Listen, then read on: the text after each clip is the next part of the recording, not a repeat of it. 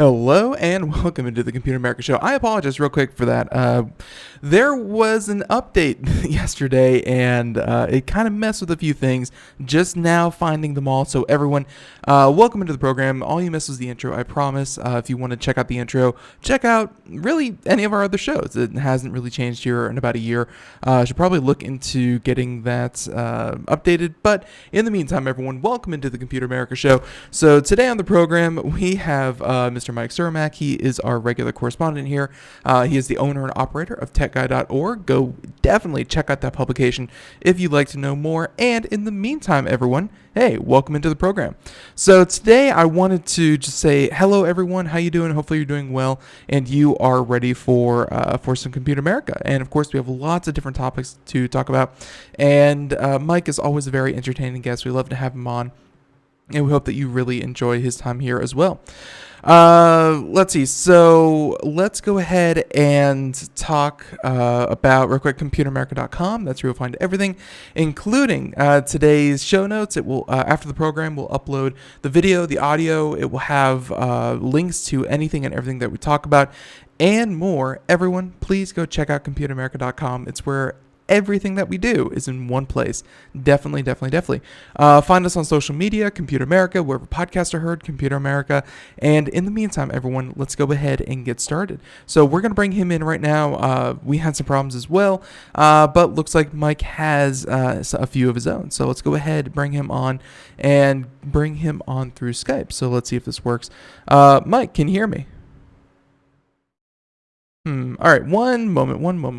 Let's see. So hopefully he can hear me because I think I have some settings I have to change too. Let's see. So, all right. So let's see if that works. Let's see. So the speaker, we are going to want, let's see. So speaker, we're going to do, I believe it's, this one. So Mike, can you hear me? But we can't hear Mike. Let's see. So check. Let's see. Mike. Hopefully that, okay. I think that worked, and let's see if we can get him on. Hopefully that works as well. Mike, can you hear me?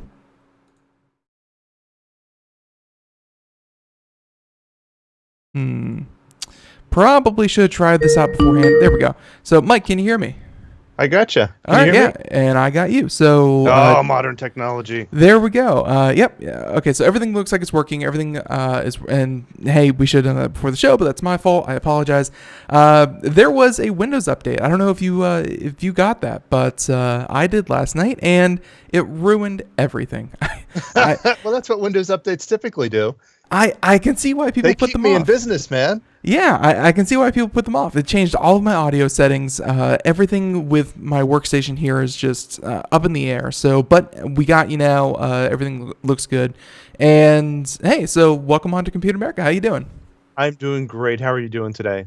Again, other than the update, doing flawlessly. And by the way, just just something out there for everyone. I don't know if I mentioned this last time you were on. One of my monitors has been being a little pain in the butt, whereas I did not know the symptoms of a bad capacitor in a monitor, but yeah, I think that's what I've narrowed it down to.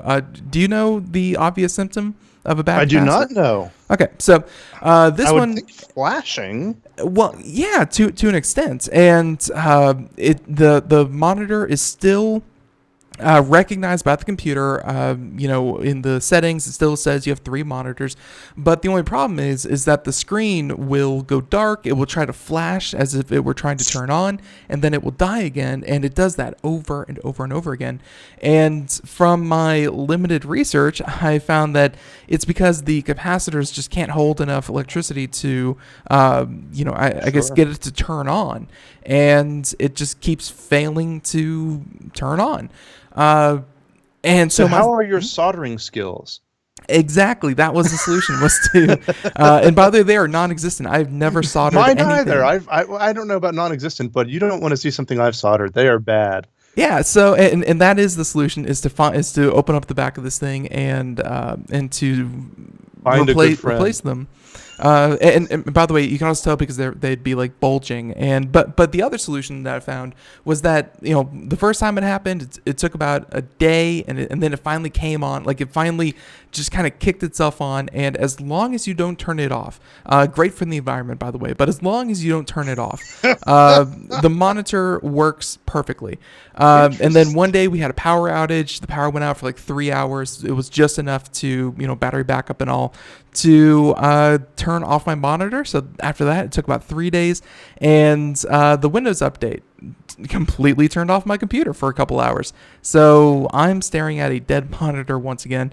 I need to replace this stupid thing, or yeah, I think like that's the proper solution. I had a big monitor many years ago, and apparently it was a common problem. I can't remember what brand it was. It might have been a Samsung. It doesn't matter, but there was a common problem with that particular line of monitors, that there was a solder joint that was not done properly. Mm-hmm. And if you knew what you were doing, you could, clean it and resolder it, but I didn't. But what a lot of people did is that they took it apart, pulled the circuit board out, and put it in the oven at like 450. I've heard about that. It was the most ridiculous thing, and I did it, and I'll be darned if it didn't work for a good 3 months before it finally died altogether. Yeah, I've heard about that. And speaking of solder, one more story. I don't know if you recall the original Xbox 360, the one sold, sold at all the retail places. The Red Ring of Death, of course, yes. infamous. The Red Ring of Death, like the failure rate for the original Xbox 360s, like the first the first run of them, the failure rate was like 40%. It was stupid high for such a large consumer piece. I did not realize it was that high. Yeah, and of course later generations were better because the manufacturing process got better. But one of the reasons that it failed so often was because the solder was actually not set right in a lot of the machines. So the solution that they had, instead of sticking your plastic covered Xbox in the oven, was to wrap it in towels and leave it on for a couple hours, and it would cause the internal heat to rise and rise and rise, and then the solder would eventually work itself out. And it worked for a lot of people, was to wrap your Xbox in towels and let it overheat. That is funny. I did not know that. Yeah, fun story. So solder's a problem. This one, this was like, for the cheapest monitor at Walmart that they had, I am completely happy with like the 2 or 3 years that I got out of this thing. So might be time to go get another Walmart special. But I digress. So everyone, welcome into Computer America. Once again, Mike Cermak. I've been called worse. Michael J. Cermak. He is, of course, the owner-operator of TechGuy.org. He joins us every month to talk about a wide range of topics. And hey, it's always a fun time. So let's go ahead and get into the real topics that we had there. And this is the first one you mentioned about a month ago. You got a Wear OS watch, and yes. I've never actually heard of the Falster 2. So yeah, neither had I. So here was the thing. I got from my brother, as a matter of fact, a Moto 360 way back in the early days of Wear OS. And I'm kind of an Android guy. I've got my Pixel laying here that I hope I turned the ringer off on. I did. And I love it. And I don't know. So I had the 360. The biggest thing I didn't like about the 360 was the bulk of it. It's kind of a big, heavy thing, and I wasn't comfortable with it. I'm not used to wearing a big watch like that. So I don't know what finally made me interested in watches again about a month ago, and I started looking around online, and I found this. And the biggest reason I picked the Falster 2, apparently the Skagen is a well-known high-end brand that I'm not familiar with at all, but I think they're owned by Falster. That's what I've come to learn about high-end brands, is that if I've never heard of it, they probably don't sell it at Target or Walmart or the mall. Well, so it must be nice. It was the same price as some of the Fossil watches. It was around $300. It wasn't anything. Not bad. No, it wasn't. I understand they have. It wasn't a $10,000 Rolex, right? No, and I wasn't buying it for the brand name so much as I was buying it because it is the smallest Wear OS watch that you can get right now. And it fits well on my wrist. It doesn't look too big and bulky. I just didn't like their traditional look of smartwatches where they Well, just look stupid. the bulk of a smartwatch, I mean, half of it are the internals, and even just a couple of years ago, a lot of that has shrunken down. So the original stuff was bulkier just because it was first generation. But I mean, there's also that thing about screen real estate, about being able to show messages or even touch things without needing a Q-tip or something. I mean, don't you miss that screen real estate that you might need to actually operate it, or is it fully operable by side buttons or voice or something Yeah. like that? Yeah, exactly. Both of those, which the Moto really didn't do. It has a side button, a little wheel that you can turn for the scroll, and you can push in for a click. And it also does Google Voice, a Google Assistant on it, which is perfect. And it works fairly well. I have to say that it's a little slow sometimes. It's a little clunky sometimes, especially when I first got it the first day. I think it's installing updates and doing who knows what, and it's a little slower than usual there. But after that, it seems to work pretty well, and it's great for my use. You know, I get a notification, I can just look at my phone or look at my watch and not have to look at my phone. I found really useful whenever I'm getting two-factor authentication messages. You know, I'm going to log into a site or whatever, and almost everything, you know, now uses two-factor authentications. I get a text message. I don't have to pull my phone out. I can just look at my watch and type in the number, and it's been really useful. I really like it. I've been using it for the workout tracker thing. I've been using the sleep tracker. I've been playing with it, but Yeah. as luck would have it, I got this new thing. I'm starting to feel around with it, get used to it, and immediately, as soon as Mike goes out to buy some new technology, you know what happens. The newer one comes out.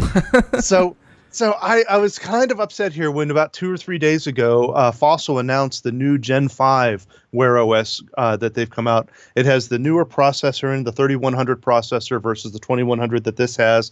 It has 1 gig of RAM instead of 512, which, as I understand it, is the biggest difference. Apparently, the newer Wear OS watches, there's only 2 or 3 of them out now, I think, that have 1 gig of RAM on them.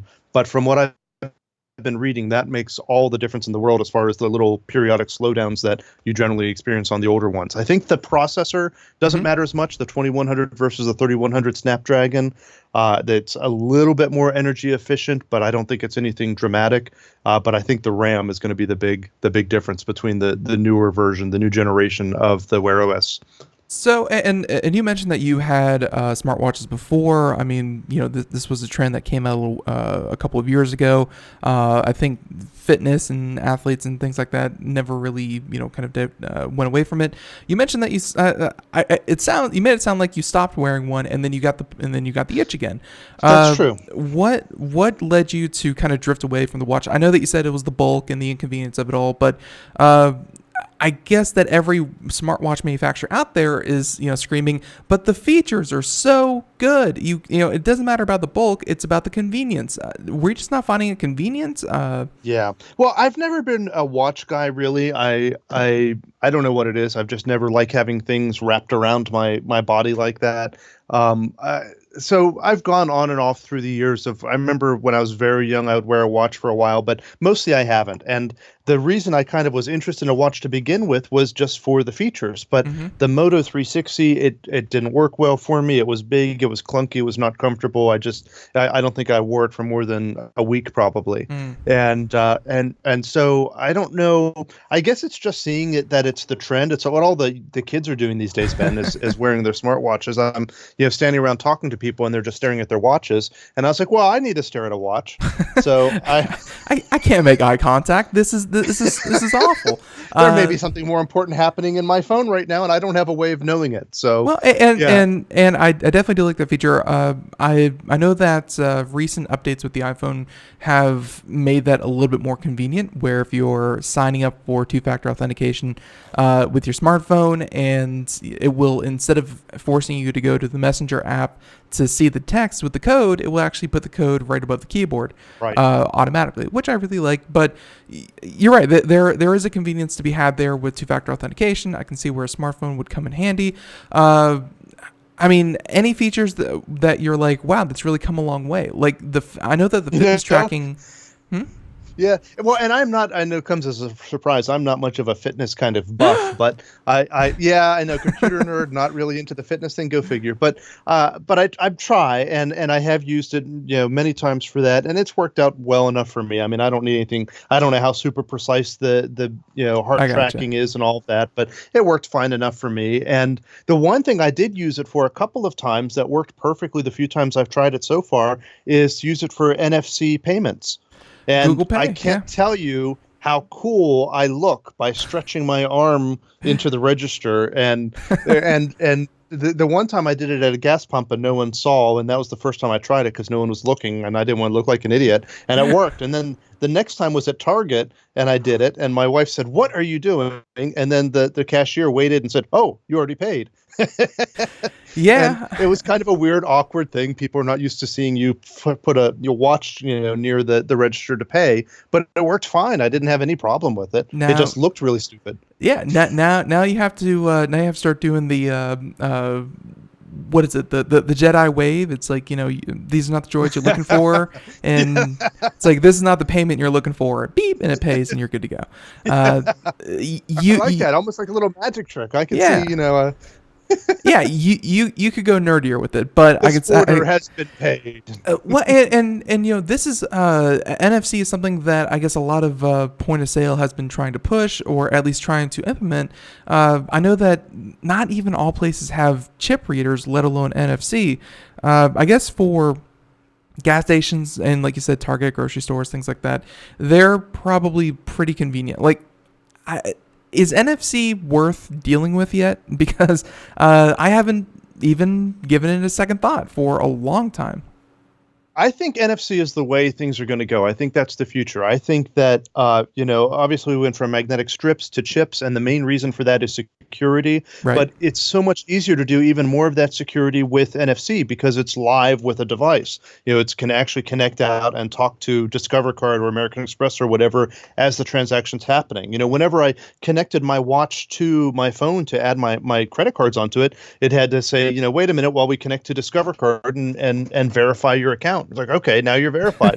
It's that extra. It's a little bit more convenient for me because I don't have to carry a wallet with me with a number of cards and whatever. No way you leave your house without your wallet. Well, not always not always intentionally, but Oh. but it's nice as a backup if nothing else. But I have several cards. I have a company card and a personal card and a Discover and a debit card. And instead of having to have this big wallet of all these different things, I could have a thin wallet with one or two cards, but most of my stuff on NFC on Google Pay. And I think that's awfully convenient. I think that it's very secure as far as the merchant and the credit card providers are concerned.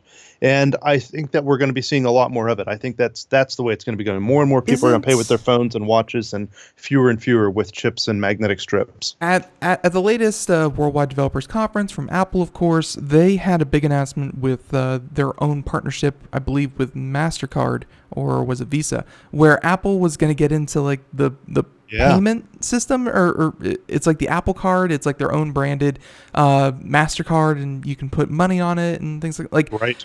I guess that's also a future iteration, is that tech companies aren't just and how much sense does that make from Apple's point of view? I mean, how much money are the credit card companies making? If Apple can get in there and get a cut out of it, why wouldn't they? Well, yeah, and I guess it's just Apple. I don't know. It's funny because Apple did away with iTunes, or at least they're doing away with iTunes, and they're trying to separate everything. And I guess now they want to, I guess kind of get in the bank card slot. I don't know. It's weird. So, okay, so payment. Mark my words, Ben. In 5 to 10 years, it's going to be unusual for people to pay with a piece of credit. And before long, when my kids are old enough to have credit cards, they're going to be thinking it's really weird to have a credit card. They're just going to be paying with their phones. It's going away. It's going to happen quick. Was it the late 80s or something like that, or the early 90s, where they had the big credit crisis and people weren't paying down their credit cards, and everyone was charging everything to credit cards. I think that's the right now. It's also the right now. The credit card debt is something I think a lot of people would be happy if it just goes away. So I completely see that. I just don't want to see a future where you're buying an Apple movie from Apple TV with your Apple Pay as you go to your Apple grocery store to get your apples, and it's it can get very You're going to drive convoluted. your Apple car. Well, yeah. I Well, have a they. friend of mine who keeps telling me about the Apple car because I'm a Tesla guy, Mhm. and I see him in person. I'm like, oh, did you drive your Apple car here?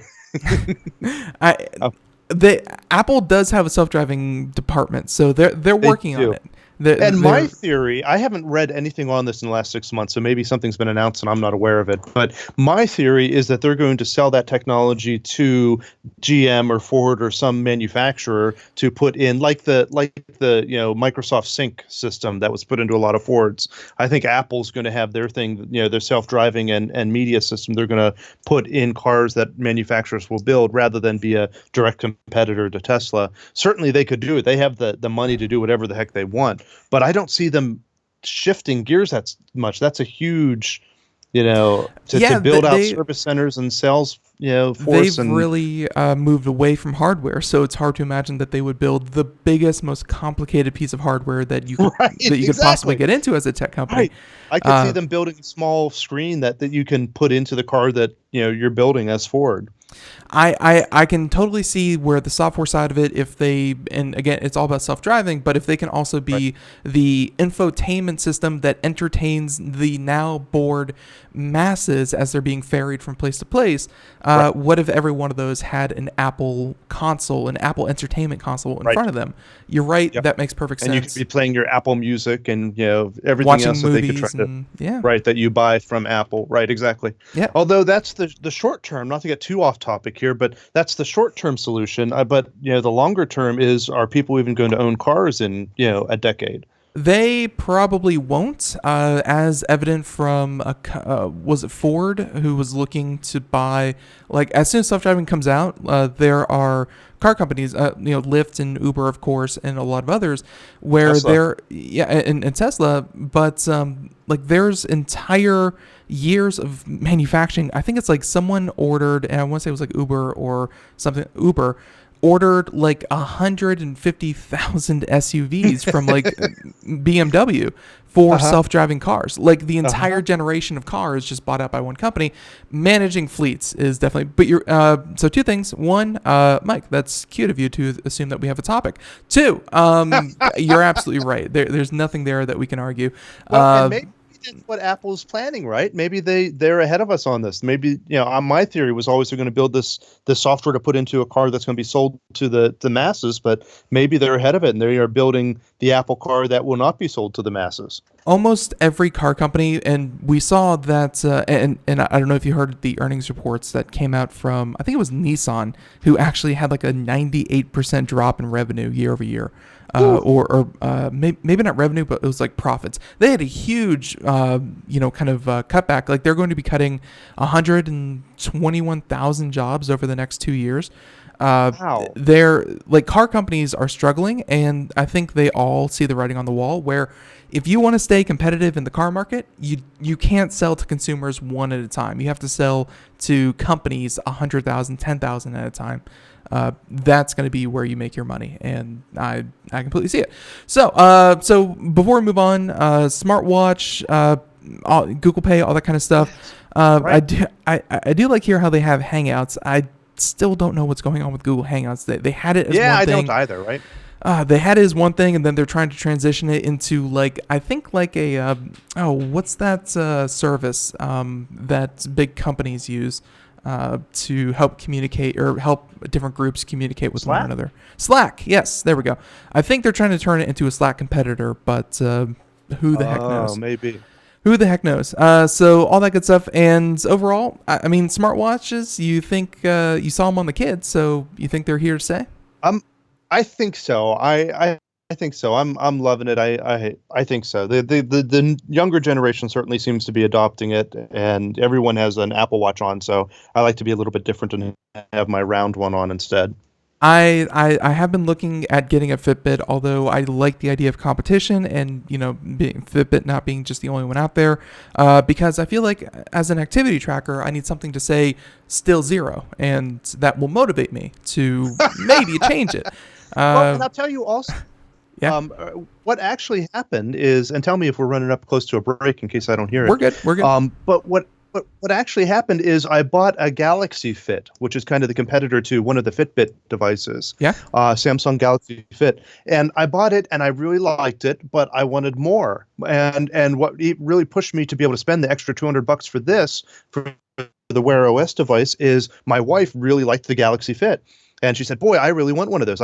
She loved that it could tell her that the notifications on the screen, and you can even do quick responses on it, and she liked the health settings and monitoring it had on it. And the greatest thing about the Fit though is that it'll go like 4 or 5 days on a charge, whereas my Wear OS will go a day if I'm lucky. Mm-hmm. And but it doesn't it doesn't do Google Assistant, it doesn't do NFC, it doesn't do direct Wi-Fi, it doesn't have a GPS built into it. It's much more basic, but it's also a third of the price and 4 times the battery life. And she's been thrilled with it. I mean, she loves it. And one of her favorite features on it, which both the Wear OS and the Fit does, and I think also Fitbit does, is the lost your phone mode, where you can go in there and make your phone ring even if it's on silent from your watch, which is exceedingly helpful for a lot of people, especially my wife.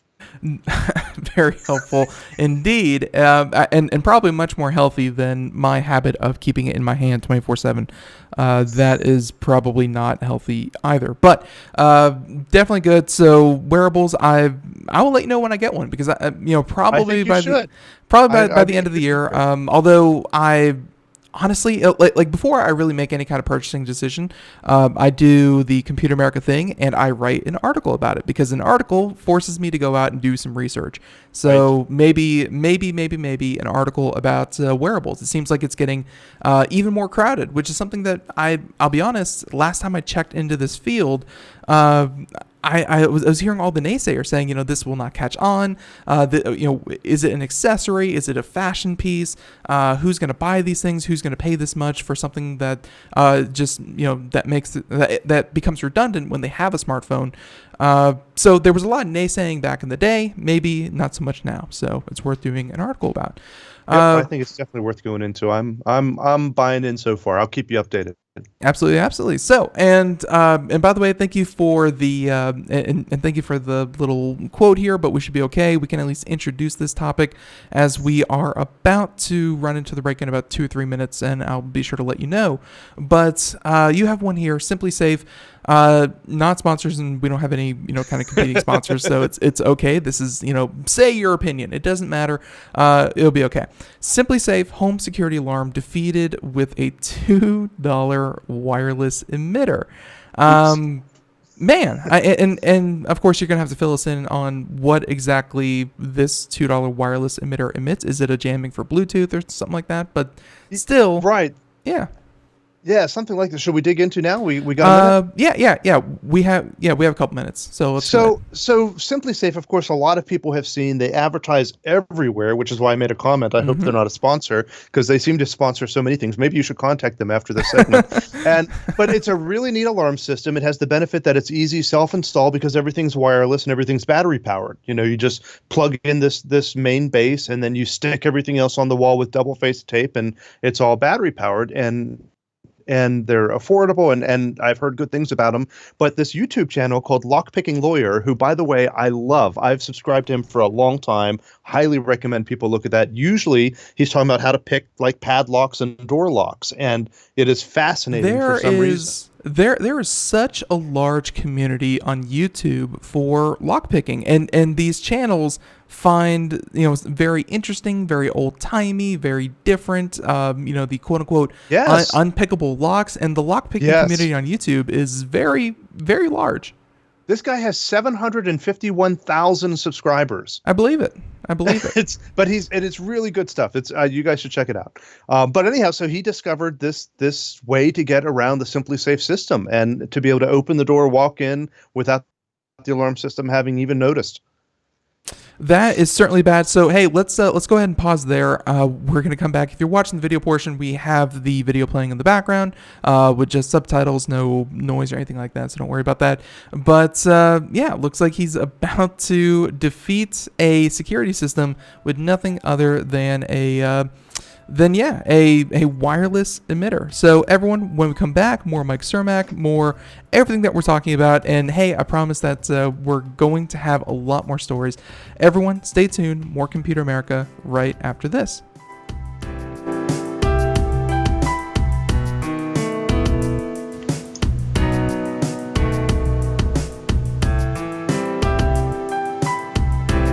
Greece is cheap. But the airfare costs a fortune. Paris? Not much closer, and again, airfare... What about Puerto Vallarta? Let's face it, flying anywhere is just too expensive. Wait, what's this? Low-cost airlines. With one call to low-cost airlines, you'll drastically slash your travel costs. We're talking insanely low airline prices to any of your favorite destinations. Where would you like to go? London, Rome, Costa Rica, Australia? Wow, that's cheap. So why wait? Call now to learn how crazy cheap it is to fly anywhere in the U.S. or international. Our prices are so low, we can't publish them. The only way to get them is to call to instantly hear the most amazing best deals on airline travel. It's that easy. So call now and start packing. 800-215-4461. 800-215-4461. 800-215-4461. That's 800-215-4461. We are all Brother Wolf. 10 years ago, a group of locals banded together to create positive change. We took animals into our homes, held adoption events at local retailers, and talked to the community about our mission to help build a no-kill Asheville. A decade later, we have achieved so many victories for animals in need. There's been so much progress, yet there's still so much to do. As part of our year-long celebration, we encourage you to become a member of our special Compassionate Circle program. With a monthly donation of $10 or more, you will have behind-the-scenes access to the work we are doing at Brother Wolf. Our goal is to reach 1,000 members because we receive no government funding. Working together, we can help build and sustain no-kill communities. Learn more at compassionatecircle.bwar.org. We are a 501c3 tax-deductible organization.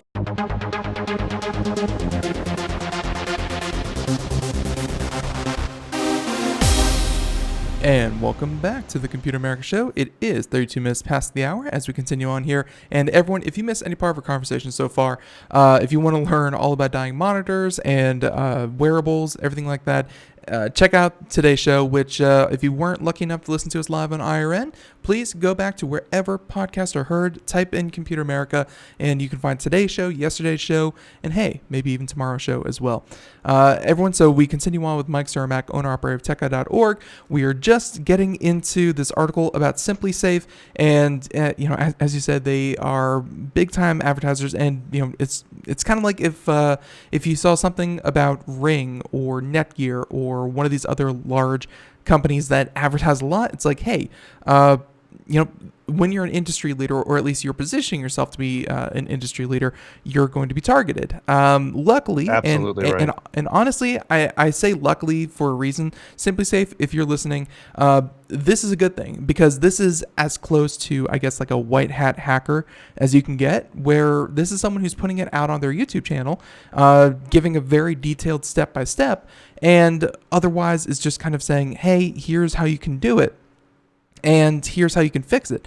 And I sure do hope that there are ways to fix it, but at least everyone is more aware and safer for it. So, Mike, if you would like to continue. Yeah, sure. Yeah. So the problem is that these transmitters, so the sensors that you put on your door and your windows and the motion sensors and all of that, communicate back to the base wirelessly. And specifically, they communicate at 433 megahertz, which is, in the U.S., a very common frequency for remote control devices. A lot of garage door openers use that. Some two-way intercoms use that. A lot of remote control, short-range sort of devices use that frequency. Mm-hmm. And the trouble is, if you get one of these transmitters or even a radio that you can tune to that frequency and hold it near hold the button down as you open the door, it will interfere enough with those little sensors that they can't transmit back to the base to tell it, hey, someone just opened the door. So it's almost using that same principle as people getting knocked off the old, 2.4 gigahertz Wi-Fi whenever someone was trying to microwave some food, and their computer will get knocked off the internet just because it was just too much noise Exactly on the right. frequency. And even the little handheld remote that he demonstrated in the video, which is not unlike what you'd use as a remote control for a garage door opener, even that little thing is many, many times more powerful signal that it's sending out than the little sensor that's on the door. So it easily is so loud that the remote station can't hear the door being opened, is essentially how it works. And what was most interesting, though, in his video is that he demonstrates that if you put remote, that transmitter, close enough to the base, it doesn't alarm per se, but it says wireless interference detected, and it can be set to send you a message on your app to let you know that there's interference, and which is kind of interesting. That SimpliSafe seems to be somewhat aware of the problem enough to have that technology in there to try to detect it. Many alarm systems don't have that capability to detect when there's wireless interference. And that's one reason I've always been skeptical of wireless alarm systems and wireless security cameras, is that it's pretty trivial to go onto eBay and buy a wireless, jammer to prevent these systems from working properly. Well, that's half of today's modern technology, is that a lot of them will use things that are standard. If you have to build if you have to build a system like this, and if you're SimpliSafe, you want to do it obviously on a budget. You don't want to charge everyone $800 for something that should be, as they said, simply safe. Right. You're going to use parts that are already readily available. It's everyone in the industry uses them. I mean, it's not like they tried to. It's not like they tried to reinvent something that was very, very inexpensive. So that's why they're using, like you said, the very common frequency. They're using very common pieces of technology that are unfortunately, kind of easy to, or at least they have known flaws. And it seems like everyone knows about this. Yeah. And the thing is, they don't have a lot of options either. So if the 433 megahertz range is, set aside by the FCC for local short-range remote control functions, like that's what that is for. And then the other side of it is you can't make these little devices be super powerful, or the other solution would be to have them transmitting constantly so that if that signal is being interfered with. But the trouble with those is that it's going to eat away the battery. Instead of replacing the batteries once a year, you're going to have to replace them once a week, and it's not a good solution for a device that's going to run on a small battery. So it's a difficult problem to solve. And then the third option is, of course, to run a wire, which defeats the whole purpose of it being, well, again, wireless. So exactly right. So and obviously this is probably not a flaw with just SimpliSafe. It's just the technology that SimpliSafe uses. So I'm sure that a lot of other companies, and I'm trying to read the auto-generated captions, which, by the way, can be very funny from YouTube. I'm sure that he mentioned a couple other companies that this can also kind of happen to. I would venture to say that almost any wireless alarm system would run, whether it's at 433 or something very similar to it, it would be compromised in a similar way. Yeah. The best advice that lockpicking lawyer gives near the end of the video is don't use their signage. Don't put their stickers on your windows. Don't put their sign on your lawn. Go to eBay and buy a sign and stickers for some other security company. That's interesting. Which I think is great advice, and I've actually told people that in the past. There's no reason to advertise, that you're using the ADT system, or that you're using the SimpliSafe system, or that you're using. Don't tell the bad guys what system you use in case there is a video like this telling people how to bypass it. Put a sign out there to scare most burglars away, to tell them you have a security system, but you don't have to tell them I have the SimpliSafe version 2 on 433 megahertz. That version that as possible, or give them the wrong information so that they try to bypass it the wrong way. But he mentioned at the end of the video, and I thought that is just excellent advice. I would never put up the brand name of the actual one that I'm using. And especially, the other thing is a lot of these go out, SimpliSafe goes out generally over internet, although I think they may have a cellular option. But even I know a lot of companies that do professional alarm systems, they have cellular monitoring, and they'll put a sign out on the yard saying it's monitored via cell. And I'm like, why would you tell them that? Why would you tell them just bring a cell phone jammer with you and then you're fine? Yeah, and you think that that's part of Hollywood tech, and that'd be really hard to find, but no, they were actually pretty convenient to get on eBay and the like. Very easy, not so legal to use, but as I've found, the people breaking into homes oftentimes don't care about that. It's kind of like the people that would drive down the road and whenever they see the cops with the radar guns, they had radar jammers, and of course the cop would still pull you over because he'd be like, hey, why can't I scan you? But hey, they're not hard to get. Like they're, like you said, illegal to use, not hard to get. Maybe get a security system in a foreign language, maybe Canadian or something, that way they can't read the sign. So with that being said, let's go ahead and continue on here. FedEx is ending ground shipping contract with Amazon, which is amazing because, and I'm actually curious about this. I've not read the article. I've not done my due diligence and vetted these, but I do want to say that when it comes to Amazon and shipping, boy, do they do a lot. But I have been noticing lately they more and more of our Amazon packages, because I'm like everyone else who orders off Amazon, they've been coming through the U.S. Postal Service. Like FedEx is not the exclusive provider of Amazon packages anymore. That's right. Yeah. And what it comes down to is that FedEx had a contract to provide that last mile solution that, more and more Amazon is doing most of the moving of your package themselves. Amazon has a fleet of jets that they use to fly packages around. They've, of course, perfected putting out these distribution centers and getting things moved through there, and they'll move things on the Amazon trucks. If you've ever driven on the interstate, more and more and more, I see Amazon Prime trucks going up and down the interstate, and Amazon's trying to do as much of it themselves as possible for obvious reasons, but they still contracted with FedEx to actually, walk the package to your door. They would get it to the FedEx center, and then FedEx, guys would deliver it. And Amazon's even working to eliminate that. They've got in a lot of larger areas their own staff or contractors that work for peanuts to deliver the packages for you. I've heard that has started to scare some people because a lot of them have video doorbells and the like, and they see someone with a box coming up, and I guess it's not policy, even though I think that they should start doing it. I guess it's not policy that they wear any kind of vest or any kind of notification that they're from Amazon. It's just a stranger walking up and putting a package down and walking away. It has scared people. The thing that creeps them out also is what is policy is if you're one of these contractors that work for Amazon, when you drop the package onto the doorstep, and I use that word intentionally, drop or throw or whatever, that once the package is on the doorstep, they have to take a picture of it in order to get credit for having delivered it. So it looks even creepier to people whenever some stranger just walks up to the door, drops a package and takes a picture of their door and then walks away. Yeah, I've seen that too, and I've actually seen stories about those contractors actually getting in trouble because they would drop the package off, take a picture to prove that they dropped it off, and then they would just pick up the package and walk away with it. They would be the same person to steal the package as the one to deliver it. See, they weren't smart enough to bring their Wi-Fi jammer with them when they did that, so it would jam those wireless cameras. Yeah, I know. That's what they need to do. I'm giving terrible advice today. So anyhow, FedEx, as it turns out, Amazon only makes up about 1.3% of FedEx's revenue, which in this article it says isn't a huge customer.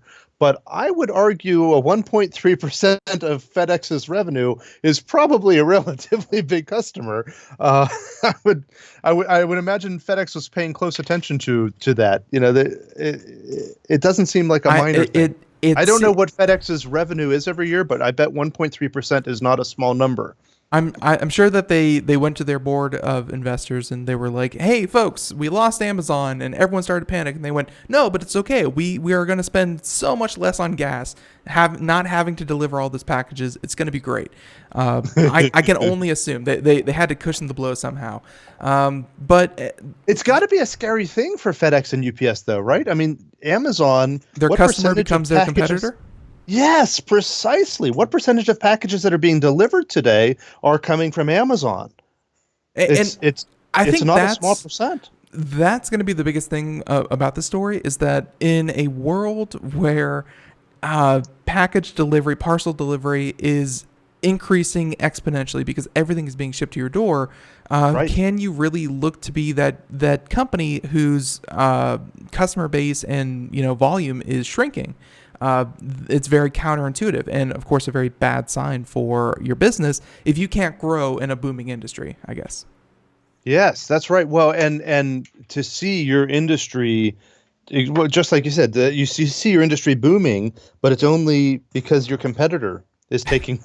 It's I don't know. I mean, I guess there's always going to be packages to be delivered, even if they're not from Amazon. But boy, I that's got to hurt. I have noticed that Amazon is doing more and more business with third-party sellers on their platform, and those third-party sellers are allowed to use any, Sure. they're allowed to use FedEx. So your Amazon packages still will probably come through FedEx if they come from a third party. It's just that Amazon doing it. The end game is, of course. But if you're ordering a Prime package, more than likely it's going to come through Amazon distribution. That's true. That's very true. And I guess the end game for them is, of course, you mentioned the independent contractors who will do it, which, I mean, the gig economy, I'm sure that we've mentioned on the show before, being able to just log into an app, start working as you please, whenever you want, however long you want, and earn some kind of money. Not saying it's going to be great money or an amazing amount of money, but hey, you get to work your own flexible schedule and you can do it whenever you want. That's one. And then the other one, as I mentioned here at towards the end of the article, drones. Drones are still very much on the way. It's just they haven't. I don't know if testing's not going well, but drones just aren't quite here. They aren't quite here yet, I guess. Yeah, I'm going to predict that we're going to go to a plasticless, credit card system before we're going to see drones delivering packages on the regular. So, well, yeah, of course, because everyone has phones, that's great. But I will say that a lot of these companies, FedEx included, and UPS, this is actually the video I'm thinking of, actually had a product video where they would have those big trucks that you would, the big FedEx trucks, and instead of, a drone leaving a distribution center, they would have these trucks that would have 6 or so drones, and they would drop packages off from the truck. Like they would park in the middle of a neighborhood, and then the drones would ferry all the packages out, and then they'd all come back to, I guess, like the carrier from StarCraft, if you recall. And Oh yes, absolutely. I love StarCraft. Yeah, exactly. Like a carrier has arrived, and then it would drive away. I don't remember what the little drones were called that went out. Interceptors? Is that what they're called? Interceptors, but indeed. If you recall, in StarCraft, an awful lot of interceptors got shot down. Hey, but that's okay because hey, you could always go back and build more. And But my concern is that some of these drones are going to have bad, things happen to them. Are you saying that wireless jammers are going to take out drones too? You've got wireless. I live out in the middle of nowhere in Pennsylvania, and there's a lot of rednecks around here who would be very eager. As soon as they see a drone go anywhere near their property, I guarantee you they're going to be dropping them. But not only that, but you've also got the problem of weather. In rain and wind and snow, drones don't work that well. Mm-hmm. No, I completely There's agree. so many issues with it. I mean, and there's just, and then you have personal drones that people could be flying into them intentionally or otherwise, and there's just so many potential issues. Not to say that they'll never be adopted, but I don't think they're going to be widely adopted like people imagine them. Perhaps things like in specific neighborhoods it might make sense to do what you're describing, but I think it'll be a much more limited rollout, even long term, even 50 years from now. I think that there will be fewer of them flying around than what people would predict, and I think that you're going to have a lot of neighborhoods and municipalities that will outlaw it because people don't want to have drones flying around above them, making noise and falling out of the sky when things go wrong. I think it's not going to kick off the way people think it will. In the current state of drones, just kind of like the current state of self-driving cars, they're not ready for the road. They're not ready for the air.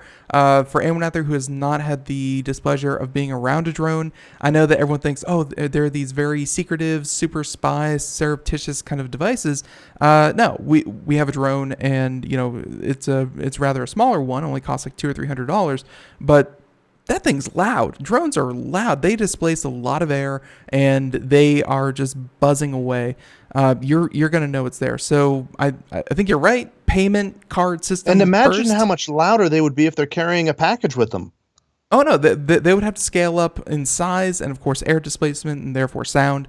They're not ready for prime time, but and could only deliver small packages anyway. I'm being a very big naysayer today. I'm sorry, but I just can don't get see self-driving cars on the road, I think eventually someone's going to come up with a system, even if it's just the last tenth of a mile delivery of your package.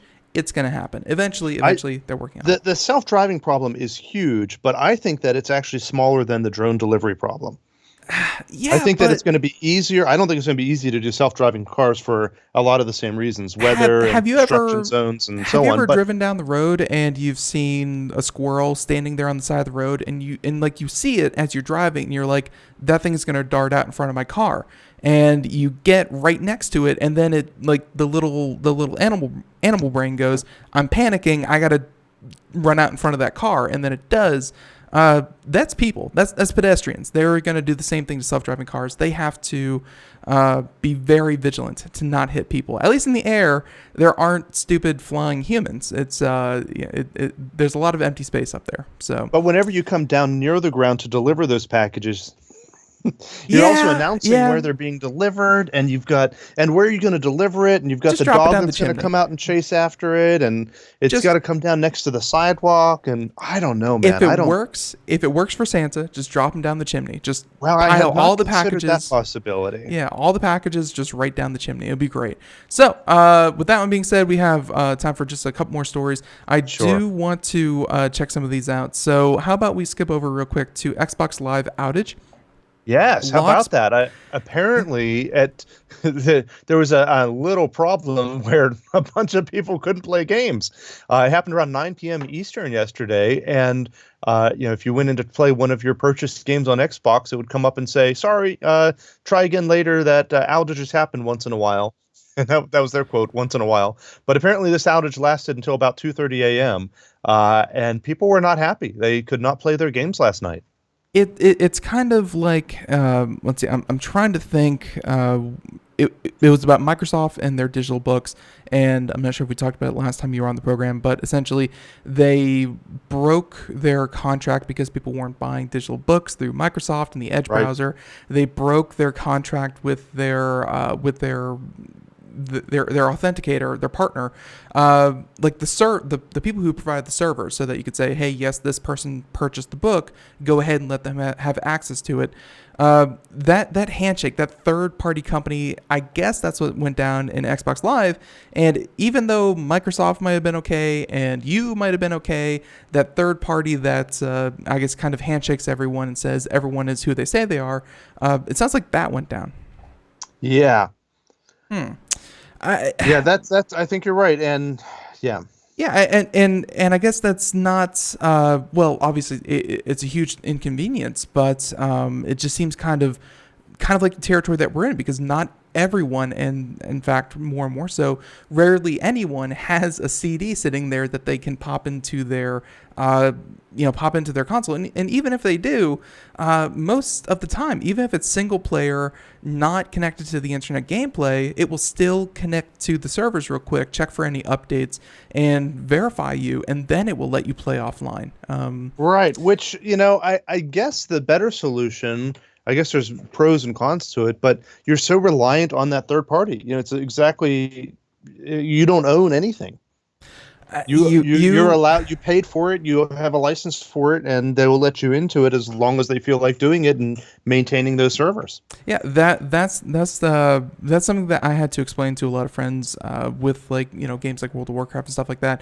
You don't actually own World of Warcraft. You own the rights to an account that lets you use their stuff, and you get to pay them monthly for the convenience of, or at least for the privilege that you get to use their stuff. It's more of like a renting program than it is you actually owning anything. That helps them in a lot of ways, but of course it's very, I guess, kind of anti-consumer, because then you're spending even more money for, I guess, nothing. Like you get the product, but you don't get to own the product. Right.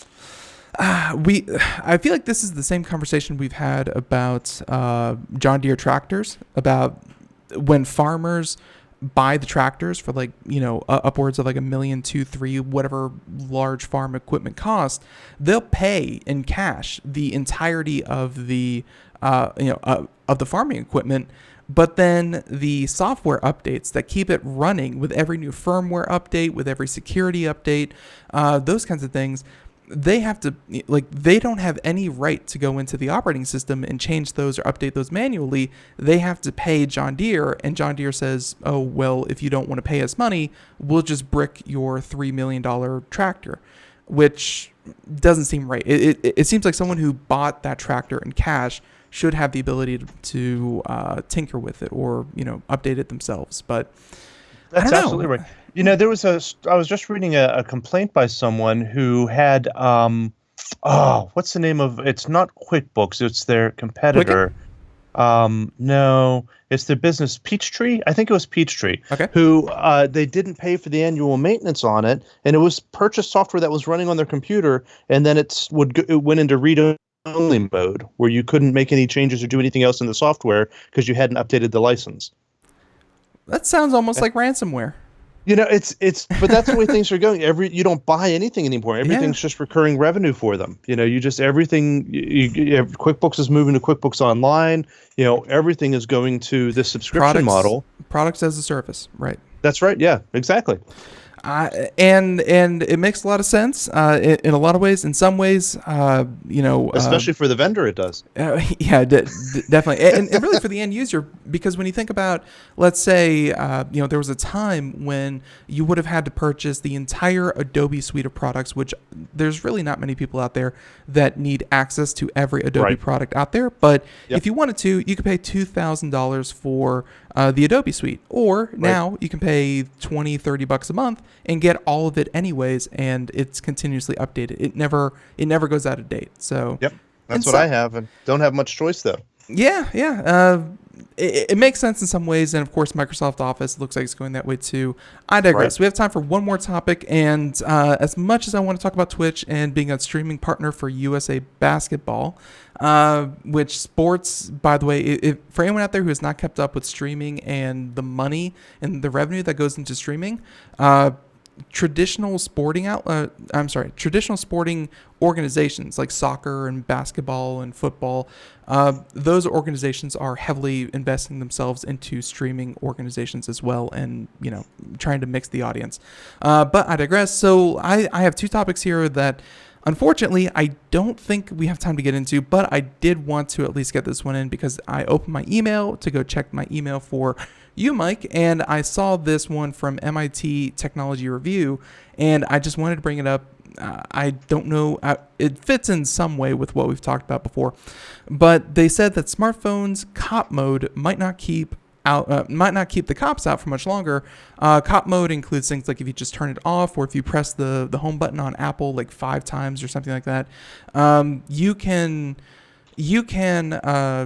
make it so that you need the PIN. And the PIN you don't have to give up due to your Fifth Amendment right. So, but if it's just finger touch activated, if it's finger ID or whatever, or if it's Face ID as well, the cops have full access to that, and they can unlock your phone and of course then search it. Looks like that whole issue is going to the Supreme Court here in the next couple of months, which I'm actually pretty interested because I guess there was another phone. It might have been a Samsung phone that had retinal identification, where it would scan your retina. Looks like cops and I'm trying to find exactly where, but this was kind of the tagline for the article. Cops have been prying open people's eyes and scanning them to unlock their phones. And is that constitutional or is that not constitutional? That's the question. Right. That'll be interesting to see. Now, the other question is whether or not it's constitutional. Can we trust that all places will follow those anyway? I think having a cop mode available might not be a bad idea, even if it turns out it's not going to be constitutional. Right. And by the way, that happened with Face ID, and that happened with in Hong Kong, where protesters and the cops who were arresting them were trying to find communications about who set this whole thing up, things like that.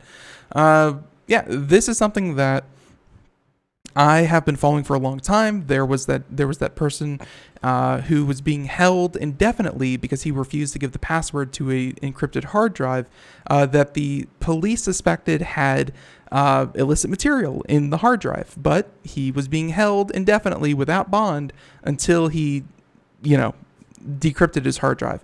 Is that legal? Is that fair? Is that right? These are all questions I hope to be answered difficult, soon. certainly we're not going to answer it in 30 seconds. It's a difficult question, but I have to be honest, I didn't even know there was such a thing as cop mode. Yeah.